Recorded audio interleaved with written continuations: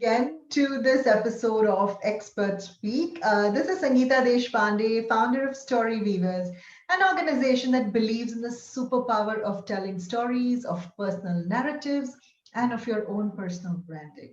And with me today to continue celebrating International Women's Day is yet another woman entrepreneur. And let me tell you a bit about her. I met her very recently. But here's what I think. She is an extremely strong woman. She's independent. She has her own views and she is ready to take the plunge for her passions.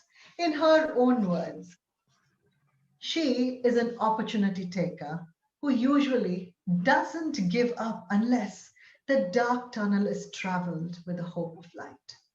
It doesn't matter where there's light or not. All that matters is overcoming the dark tunnel, learning your lessons, gaining the experience, and surviving till the end. That is success to her. Hang on, there's more.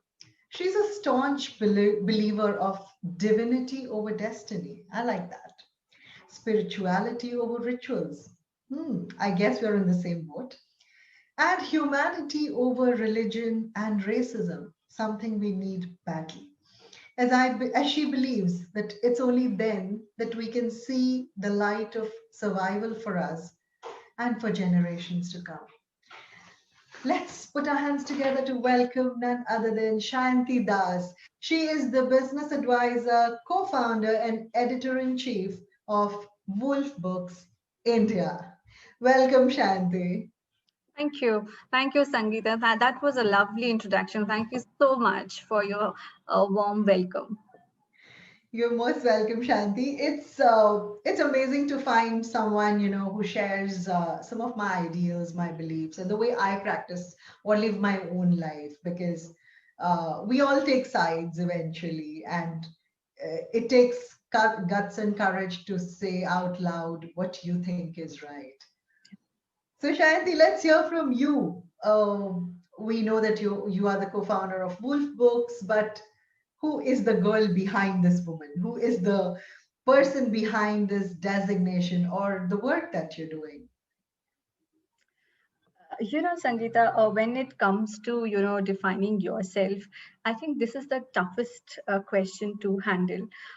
The moment I think the person I am, there is a rush of bygone days. And Shayanti is considered so far, I mean, by most of the people who have known me, to be someone who is timid, docile, very well behaved, very soft spoken, and caring, empathetic. But behind that, there is a very the other part of Shanti is a very fierce, very hard, very stubborn self that exists, and handling that, accepting both these selves and moving in life is uh, is what has been my journey.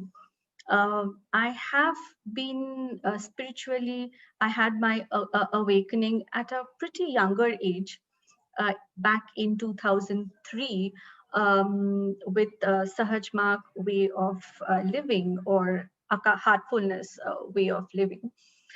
And under the guidance, it is at that point of time, under the guidance of my master, my spiritual master, I realized and I started accepting both these dualities that I have.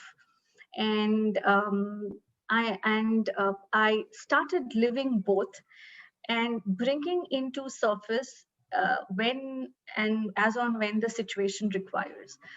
And that balance has been quite a tough job to handle. And I am blessed to have an amazing trainer who taught me and is still teaching me how to go about it, how to coexist uh, in harmony with both these dual selves of mine. So yeah, I think that has helped me to take more challenges, given me more avenues to see and explore. That was very profound, Shayanti. I mean, I did not expect such a deep answer to the very first question. And I think I'll agree with you on the duality bit. It is a trait that's difficult to harness. I Yeah. think for a vast majority, we never realize that there exists any duality within us.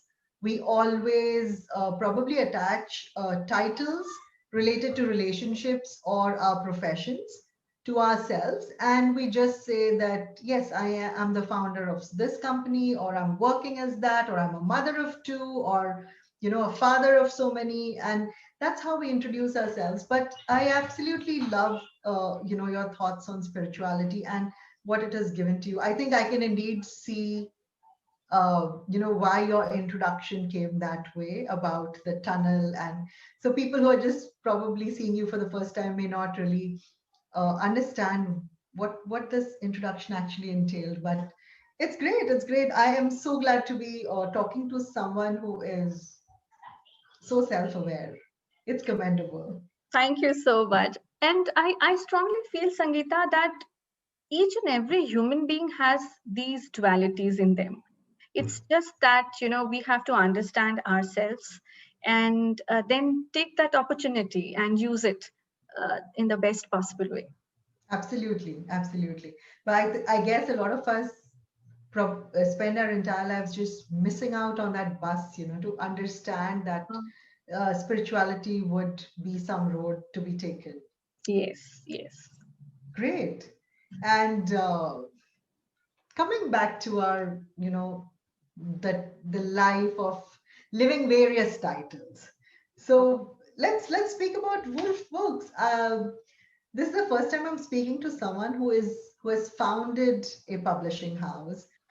Usually, we grow up looking at the books we read and who has published it, but I've never known anybody who started it off, on his or her own. So how did like Wolf Books happen, and especially in a day and age of 2020 or 2021? Did you guys start for 2018 or 2017?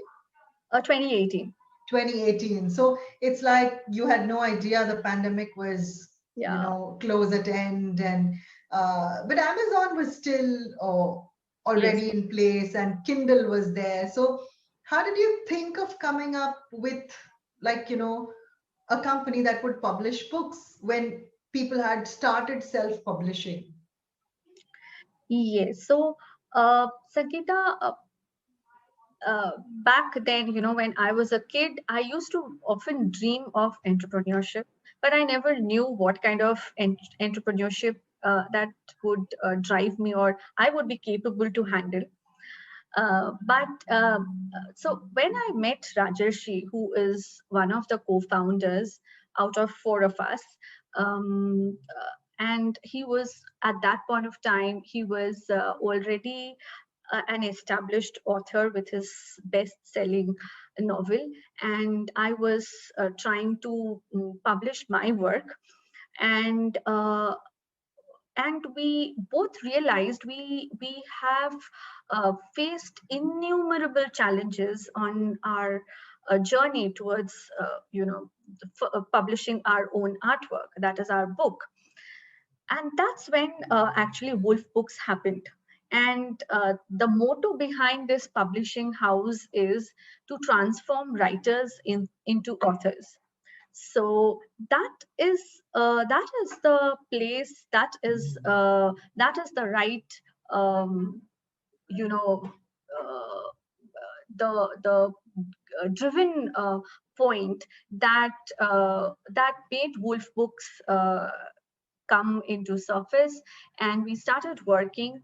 Our motto has been to work with new writers who has solid content, and they want to publish. They want to go ahead and make a name for their artwork.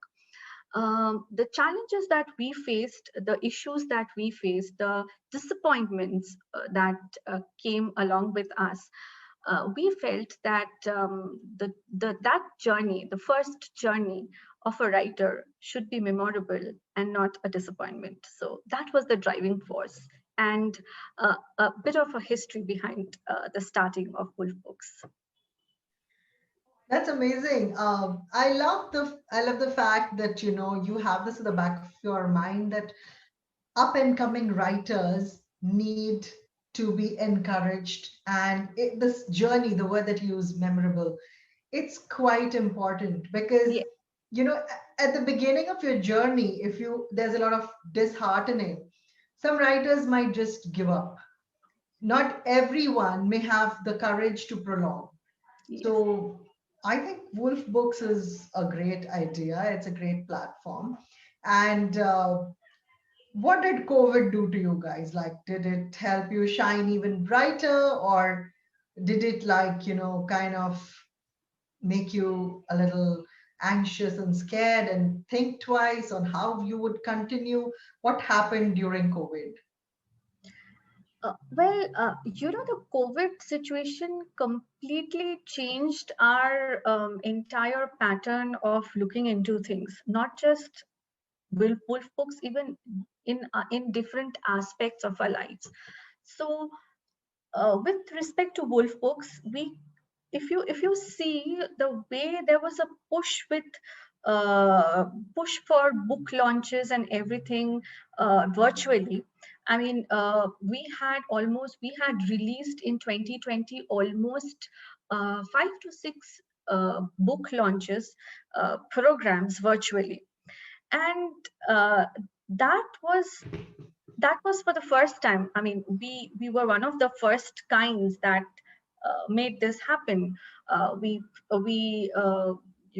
designed a program in a way that it can be launched virtually and made interesting.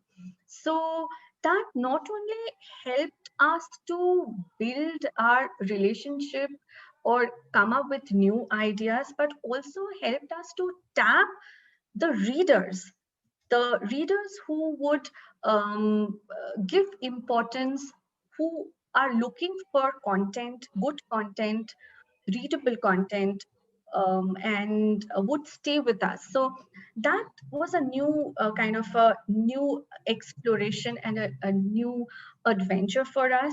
And we came directly one on one with such readers and such viewers who came up with their queries, with their suggestions. So that is a new thing, that is a new experience altogether.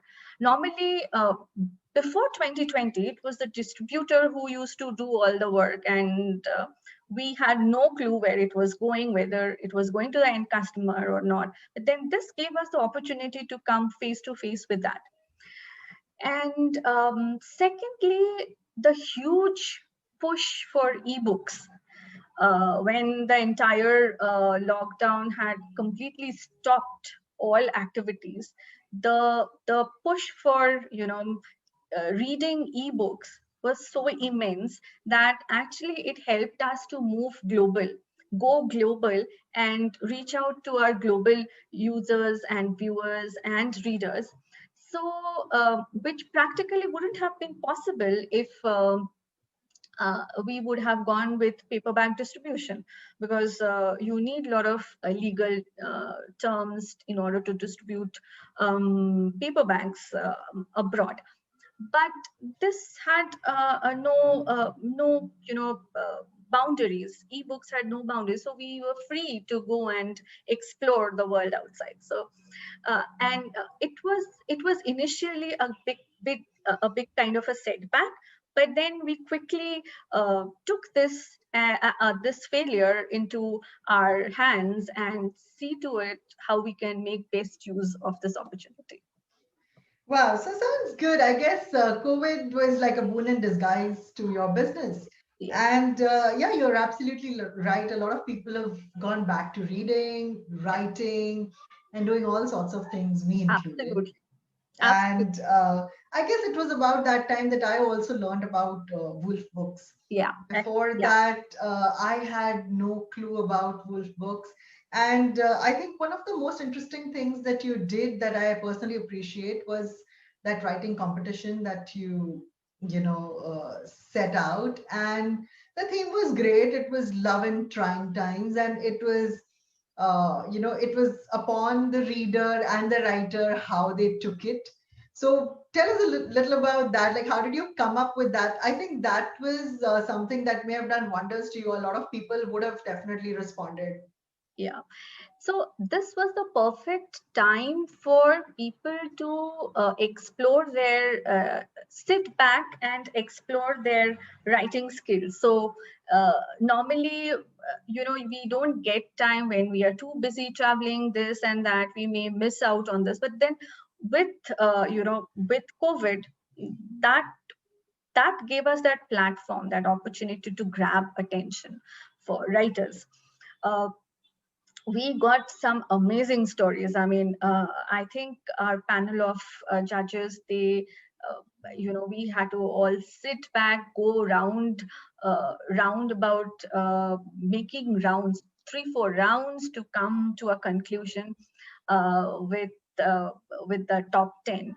And what amazing work! And this topic was Rajoshi's idea, Love in Trying Times. It was his idea, and I think he has done a amazing job there to bring such a creative title.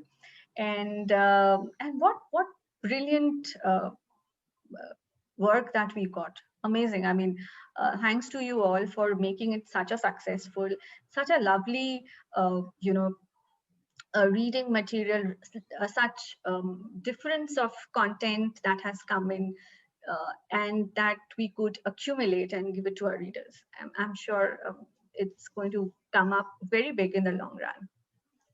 Absolutely. And I think all the very best to you for that. So, So I see that, I mean, I already see a lot of, originality in the way you think and the way you're exploring and dealing with this business, I'm sure, along with the rest of your co-founders. So I would like to really know what does leadership actually mean to you? And is there any difference between a woman who's a leader and a man who's a leader? uh, okay, I will first, take the second part of this question. I'll try to answer the second part of the question first, and then map it with the first part. So, uh, to me, I think all women are leaders by themselves.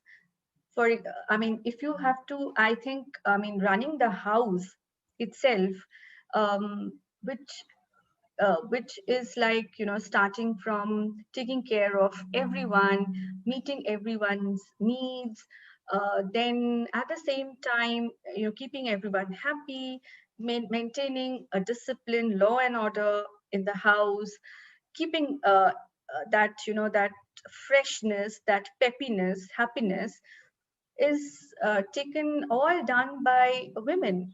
And it's a huge responsibility, and their creativity, their ways of working itself shows that, or proves rather, women are born leaders, and that is an inevitable uh, characteristic and a global characteristic. All women runs their house in their own terms, with their own mindset, with their own creativity. So uh, I think women are born as leaders. They don't have to, uh, you know, uh, take it into them. They are born leaders. It is just that today, when women are stepping to the world outside, externally, meeting to the corporate houses, to industries across, the world is coming to know that women have the capacity or the capabilities to become leaders. But the truth is, women were, are, and will be leaders always. So, Absolutely. I think it just reminds me, my older daughter, when she was just 7 or 8, she asked me this question one day and she's like, Mama, why do they say it's a man's house? And I was shocked. I said, who said this to you? And she said, everyone says that. But if you look closely, it's a woman's house because she's the one who runs it. She's the one who gives birth. She's the one who takes care of the kids. And what does a man possibly do? He just goes out, he brings money.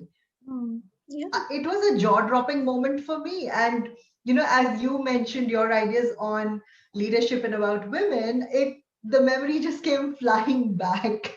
I know. So, yeah, I mean, you're right. Leadership is probably integrated in our beings. Yeah. Yeah. And the corporate world is waking up to it. Yes. We are still facing a lot of barriers out there. So, I mean, from personal experience, I know that, when you've taken a long break away from work, uh, there is nobody waiting out there with a red carpet for you. You really have to fight your way back. And it's a hustle. Yeah. Absolutely. Absolutely. It's a challenge. Yeah. And And yeah. yeah, sorry, go ahead. No, no, please, please go ahead, and I'll perhaps map it with the second part of that question. Sure. So I also wanted to understand from you, since you're out there, you're working, you also have something that you've created. What does success inherently mean to you? And would it be different to maybe men and women? Uh, I don't see too many differences there. So, for success to me is basically accepting your failures. The moment you accept your failures, in the right way, the moment you train your mind to accept the failures positively in a constructive manner, you have been success, you have called in success, and the doors of other opportunities open as soon as you accept your failures. So automatically that leads to success. Well, and there is a catch there. I mean, for a man and his egos, for men and their egos, it's like if it is at times pushed up so high that with an achievement or a success they feel at the top of the world. But when the moment they are pushed down, the world crumbles, and they are hurt. They get hurt, and sometimes pretty awfully. So I think for a women, since that is kind of a very spontaneous job, taming your ego. Maybe because women are born as mothers, and by nature they have that characteristic of selflessness. So that is the tipping point between a man and a woman and their success quotient. So a man who overcomes his ego business and goes beyond his failures are extremely successful in the right way. So yeah, I think that is what makes the difference.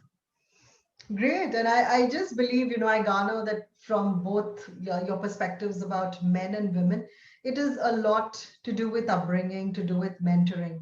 If you come across the right guidance, I guess men and women should be both able to balance their successes, their failures, and, not be stormed by something in extreme lens. Yes, absolutely, absolutely. I mean, that is a very important point, that that right guidance should be given how to handle problems, failures. These will be coming along with success. Absolutely. And then coming to both success and failures, let's see, do you have some major failures that you've come across, which probably really changed your entire perspective, which gave you this thought process of what am I doing, this is not how I ought to be, or which completely rebounded you, or which probably turned you towards spirituality? Has there been any such low moment which you can say was the defining moment, and the Shayanti before that and the Shayanti after that are completely different individuals? Uh, I wouldn't say, but of course, there are a lot of events that, that I have faced a lot of failures in life. I would, at this point of time, I remember two setbacks that played a very important role in defining me or shaping me up. One was when I was young, and the demise of my grandmom. And I was in seventh standard or eighth standard, and she was a kind of a person who was extremely close to me. I mean, she was my parent, she was my partner in crime, she was my friend. Um, she was everything. I mean, we used to sleep together, we used to roam around together in the evening. We used to play cards together. We used to share jokes together. I was extremely close to her that way. I mean, and it was a pretty sudden way. I mean, she had an operation, and she came to consciousness. She was doing fine. The next morning at 4 p.m., my father informs me that my grandmom is no more. So I'm rushing. He said that I'm rushing back to the hospital. You take the charge. You see to it that mom, and I had a little sister. She was few months old. So you bring all of them to my grandmom's house, and see to it, don't break it right away. See to it that your mom doesn't lose her consciousness or does something foolish. So I had to be responsible. I was broken. I was responsible. I had to take them to the right place. So I think that And was a, that's pretty early, right? So, yeah. like maybe 12 or 13, you may not have been Yes. more than that. Yes. Okay, wow. So your father must have really known what a strong pillar or a strong force you are to have given that responsibility at that point of time. Yeah, actually he had no other option at that point of time, because he just made his way to the hospital to see things can be done well or not. And uh, whatever, I mean, that's over the time, I don't remember I had anybody as strong or as important person like my grandmom, till I met my spiritual master. So there was a huge void in those years. And consciously, unconsciously, it made me come face to face with one reality, that there's nothing called future, and everything is in the present. So we should always make or give importance to our present, use it as much as wisely possible, as constructively possible, because that is something that, if you are alive in the next moment, this is what will help you to be your support system. So that was a kind of learning in a hard way, but it was a huge learning. The second thing that completely changed my life, my lifestyle altogether, when I mean, I consider it to be a blessing in disguise. During my, I was detected with my autoimmune disorder as a type 1 diabetic patient. And that was a huge turnaround, a 360-degree turnaround to everything, from lifestyle to, taking care of yourself. Prior to that, I was extremely scared with needles and surgeries. But the moment it started happening, when I was in my juvenile, I was just 17 when this happened. So when I had to inject, three shots in a day, I realized that no, it's not painful, and I just had a mental block there. I was just having a fear, and some kind of fear. And well, this is the time to face your fears. And once you face your fears, it's just gone. It's over. I mean, there's nothing. rocket science there to face it. And that taught me one thing, that be it your health, be it uh, your failed relations, be it your problems in your office, your business, um, you have to keep your health condition, your mental condition proper, because life can be beautiful only when you are alive. So that was a huge lesson that actually turned my perspective towards life into a much more positive, in a much more focused direction than what I used to be earlier. Wow. I mean, these are some real gems of wisdom. We all go through these highs and lows, and in some way, life definitely has its own share of challenges for every single individual, no matter who you are. But Absolutely. it's all about the way you take it and you turn the situation around. And I guess life always gives us chances, you know. You Yes, learn at the first failure, you don't find. Life will give fine. you another one, the third one, till you realize finally what is it trying to tell you. Absolutely. And once you've learned your lesson, um, well, I'm sure you've heard this line that it is never the safe sea that makes for a skilled surfer. Absolutely. So Absolutely. that's so true for all of us. And with these things happening pretty early on in your life, even before you turned into an adult, is there something over the years that you think you believe in that most people do not? I strongly practice one thing, that that I feel most people may not get their time or may not do that introspection, is self analysis. I mean, that has been my way of living. Like, every year, after every year, I do a self analysis of myself, and I am pretty critical and strict on myself, whether I have pushed myself to do from my comfort zone, to do something extra, to take up something different out of the box. Success, failure does not matter, but whether I have pushed myself to take it up or not. So that is something I do it every year. I look for such opportunities where I can, I can push myself to go around and explore different ways, different areas, avenues.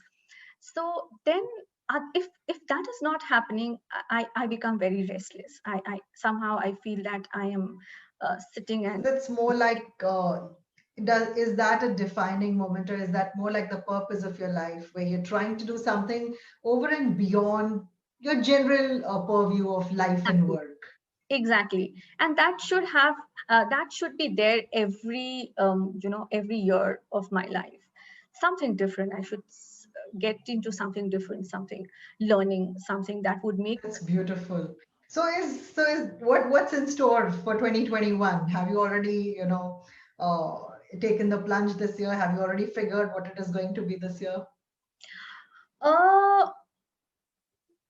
Uh, from a business perspective, yes. So we are looking different business models for which would be path breaking, which would not be sticking to the norms of how the publishing industry works. Mhm. So we are hopeful that we would be, we have already started and we are getting good response on those lines. And over the year, yes, over the years, in fact, 5 years, I mean, this is something we would like to work upon more on these, exploring these business models. Apart from that, we also have plans to bring in more meaningful content from writers moving, out of India and going abroad. Even if um, the ideas are great and a writer wants to publish herself in English, then we can always go with a co-authoring model. Uh, if the idea is is Definitely. If interesting, it's, yeah, yeah, if it's a groundbreaking idea, then why not? why not? Yeah, the That world needs to know about it. absolutely. And the second part is that there are a lot of literary genres that are taking a backseat, Hmm. like play. One is plays, second is short stories. So if we get good content, solid content, I would like to bring them, reignite them back to uh, forefront, and would love to see them flourish, because they are gradually becoming taking a back Popular. seat, which, yeah, which is not good. We should not lose them. So if anybody has such great content, please don't be disappointed that the other publishers are not publishing. uh, Please reach out to us and we will definitely see what best can be done. Wow, this is amazing. So, I guess to the listeners, you have to know this is announcement time. So, if you are a short story writer, if you are somebody who's into plays, and you think you've been taking a beating, the traditional industry is not paying any heed to you, you have to reach out to Wolf Books because, hey, they realize that this is what the world needs at this point. And I totally agree with you, Shanti. In fact, instead of spending a lot of time on social media, reading tidbits, reading gossips, paying attention to a lot of crap that just defragments the mind, I think short stories and plays are a really good bet. And as the world is slowly coming back to a regular routine, I think plays have just started coming back to the theaters as Yeah. audiences are going back. And with so much of Netflix and Amazon Prime and YouTube, I'm sure people are not so interested in theaters and movies. I mean, they're interested in plays where you Yeah. can see something real life, which is thrilling. So I think I agree 100% with you that short stories and plays are good. In fact, short stories, like, you can finish reading in about 15 to 30 minutes. That's Exactly. the max. You can enjoy a story. You don't need to think about it anymore. You can go to the next one, no connection whatsoever. Yeah, absolutely. In fact, if you have micro stories also, we will find out a way. Like, okay, uh, you are stuck in a traffic, or you're doing your regular cooking. You can finish off a book altogether Absolutely. while you are Absolutely. cooking. So if you have such ideas, such important ideas, such really cool ideas, please do reach out to us, and we would be happy to That uh, sounds good. That's receive your. absolutely fabulous. And so I think I'm more or less done with all that I had in mind. And it's great to know what Wolf Books is planning for the future. There's something more that I'd like to ask you. Maybe one last question. We're running out of time. Since we're dealing with primarily, we're celebrating Women's Day. What would you say to women who are returning back to work? Let's say who've taken long career breaks, I'm sure that the world has not been very forgiving to them. So what would you like to say? I'm sure that a lot of women have this ray of hope, have this desire, or still have this ambition, and they struggle because there's a lot of competition out there. Yeah. So, what would you say to them? Like any tips for people who are coming back uh, to work?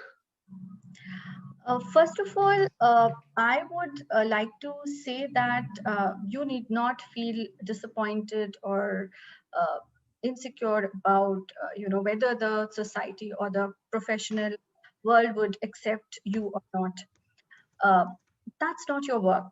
I mean, it's yes, you have, first and foremost, the most important thing is that you have left your job because of some XYZ reasons, which is justified. maybe you wanted to have a mental balance, you left your job, you wanted to enjoy your time with your family, you can leave your job, whatever it is, it's justified. At the same time, the second thing that you need to accept is that uh, you know even the world did not stop somewhere. It is also moving. It is moving fast. The society is moving fast. The competition has changed. The skill sets are changing. The ways of working have changed. Everything around you will change. So if you carry that baggage that at one point of time I was great and now nobody is giving you that importance, no, it's not that. It's just that they have moved on. It's just that you have to start afresh. Be prepared to start afresh. Take in new ideas. Try to revitalize your spirit, yourself. Work on your skill sets, different skill sets that are coming up. You just need to change your mental frame, and it's simple. You can be bang on to your workplace. Great. And anything to upcoming writers on how they should be taking? I'm sure there are plenty of writers who are still trying to go through the traditional publishing houses and get selected and are disheartened because I'm sure publishers have been receiving a lot more material than they do otherwise because of this COVID downtime. So, any tips for them? Like what should authors look for in a publishing house when they're approaching them, and how can they get over the early disheartening, because it's not like everyone gets to be an amish with the first book launch. So there is a lot of hard work behind it and a kind of a luck also. Mhm. Uh, Please write a lot, pour your heart out. There are a lot of publishers around you to help you out. Try reaching out to each one of them, and then try reaching it out to us, and then judge by yourself that how we are moving up, how we are scaling up as a publisher, and then choose us. I wouldn't say that just come along and invest your time and give up your manuscript. We are very reasonable in asking the full manuscript until and unless a contract is signed. We don't ask for manuscripts. We just take the The excerpt, pitch. yeah, the pitch, the maybe a kind of a two chapters of your book, just to understand where you stand. So just judge. Don't judge by the cover. Take your time, do your work, focus on your writing, and we are always there to help. If not us, somebody else. So don't worry about that. Do your work honestly, that will pay off. Great. Wow, that's been amazing. I didn't realize we have already been speaking for Yeah. about 45 minutes. We were scheduled to speak for 30. But I have to say, Shanti, that uh, I have really got some deep thoughts from you tonight. And I'm going to have a lot of thinking material after this, after this talk tonight. And it's been really great to know you. So thanks a lot for this. To kind of sum it up, so Shayanti, like I mentioned at the beginning, she is a really, really strong woman. I don't know why others do not think of her as a very strong woman in the face. Yes, she is quite polite and she's soft spoken, but there is this underlying strength which I have always seen in her, and that shines through. And I guess she has her, tough experiences early on in life and spirituality to blame all of this on. That's where she gets this inherent internal toughness that helps her going. And from what I understand, she says that women who have taken a break need not worry. You can come back right on with the right skill set, with the right mindset, and with the readiness to start ground zero. Yes. As also for the authors, I think Shayanti's top tips remain, well, if you're a writer, write. Do not just talk about writing. So write a lot, approach a lot of different publishers. Every publisher will have their own agenda, and so will you. So there has to be, it's like getting married. So you have to find out which company shares your ideologies, and go ahead with them. And well, if you're lucky enough, if there are more than one takers, you will really have to think who you think is the most suitable publisher. And the most important thing, if you are into short stories, if you're into writing plays, it doesn't matter whether you're in India or overseas, if language is the barrier, Wolf Books is here to do it all for you. They are looking to bring short stories back to life, to bring the plays back into the lives of people, and to bring, the literature from the nooks and corners of the world, stories that need to be told, that need to be heard, not the very stereotypical contemporary stories that we now see all over, whether it's on TV or in books. They're looking for something new. So if you have that spunk, you know who to reach out. And with that, thanks, Shanti. It's been amazing listening to you. And I hope our roads can cross at some point. Thank you, Sangeeta. Of course, we should be in touch, and thank you for hosting this program. What a lovely time talking to you with such beautiful questions that has come from you. Thank you so much for giving me this platform for Wolf Books, for myself, and hope you stay well, and so does your family. Stay well and happy and safe in during this COVID time. And that goes for all of you who's hearing me. Stay happy, stay strong, stay safe. Thank you. Thank you All so much. right. Thanks a lot. Bye Bye bye. bye. Shanti, just a minute. Can I just take a quick picture before we Yeah, leave? sure. Okay, so what's it? You want to do something or just a smile or how's it? Okay, Or we can also do this, this Women's Day. okay. One, two, three. Yeah, that's good. All right. Bye bye. Take I'll see you. Bye bye. Take care. bye.